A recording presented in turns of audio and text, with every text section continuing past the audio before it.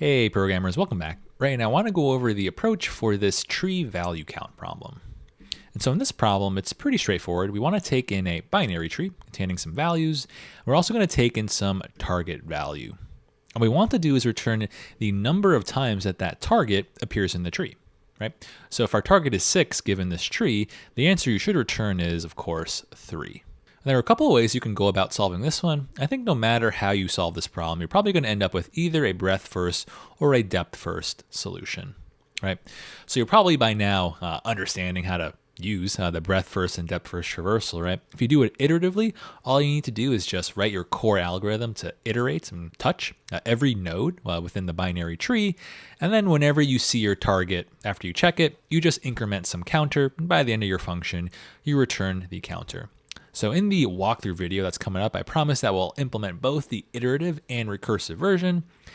Just for the sake of this illustration, the iterative version is pretty boring, so I'm going to prefer to step through, like I always do, the recursive version, because I feel it's especially elegant, right? So for this recursive code that we're going to commit to, how do I go about solving it? Well, always start with your base case. You're going to have a type of base case, or at least some logic, maybe I should say, where if you find a matching value, then you need to increment some count, right? So essentially, whenever I see a node whose value is 6 within my tree, then I'm going to do like a +1 somewhere, somehow.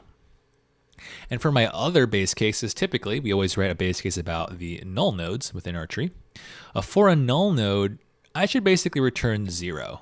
Right? And what does that logically represent? Well, I always in my brain try to consider null nodes in any base cases as if they're their own top level input.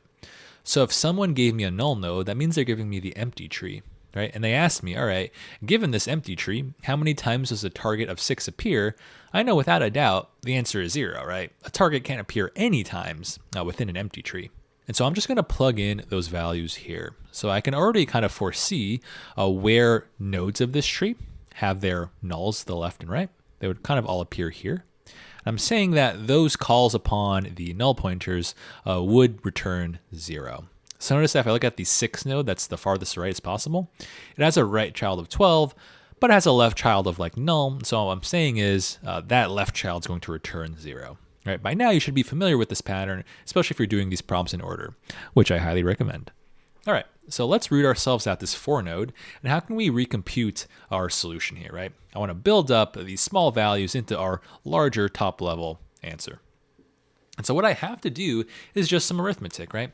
So I know that I have 0 count on my left and 0 count on my right, and my current node contains a 4, and 4 is not 6, right? I'm looking for a 6. And so overall, I can just add up these two zeros, and I leave it at 0, right? So basically I'm saying within this small subtree rooted in 4, I find my target 0 times, which makes some sense. Things get more interesting when I evaluate this node over here, right? So I have a 0 on my left and right, and that means the count or the number of occurrences within my left and right subtree respectively, right? But then I also have to consider my current node's value as well. My current node is exactly 6. So I actually need to count that, right? So I do 0 plus 0 plus 1, because I'm counting myself, and this node should return 1. Now we'll evaluate this node over here. And I need to, again, combine and add up these different counts, right? So basically, if I root myself at the 6 node, so I'm from the perspective of the 6 node, I found 0 occurrences in my left subtree. I found a 1 occurrence in my right subtree, and I myself am 1 occurrence. So I do 0 plus 1 plus another 1 for myself. That gives me 2 as a return here. And if I take a quick look at what I'm really saying, I should have a correct count of 2 because of these 2 nodes, right? I'm able to check for correctness even as I build up these sub-solutions. Awesome.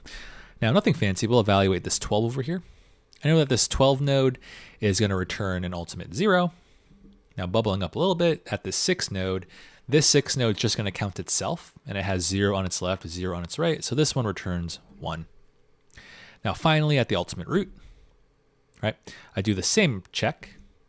I have 2 counts on my left, I have 1 count on my right, and I myself am 12, so I don't count myself, so I just do 2 plus 1, giving me a final answer of 3.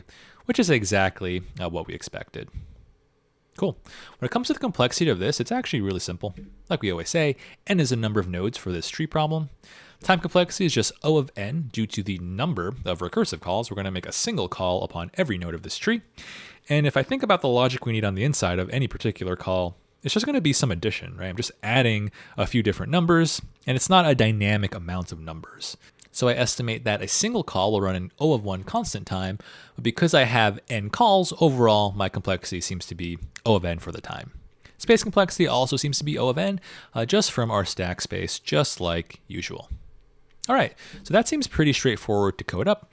We'll watch out for a few different pieces of logic, right? We need a base case where if our node is null, well, we're going to return the value 0. And then whenever we have a matching node, that is a node whose value is the same as my target, I need to somehow do some addition of 1. I need to count it.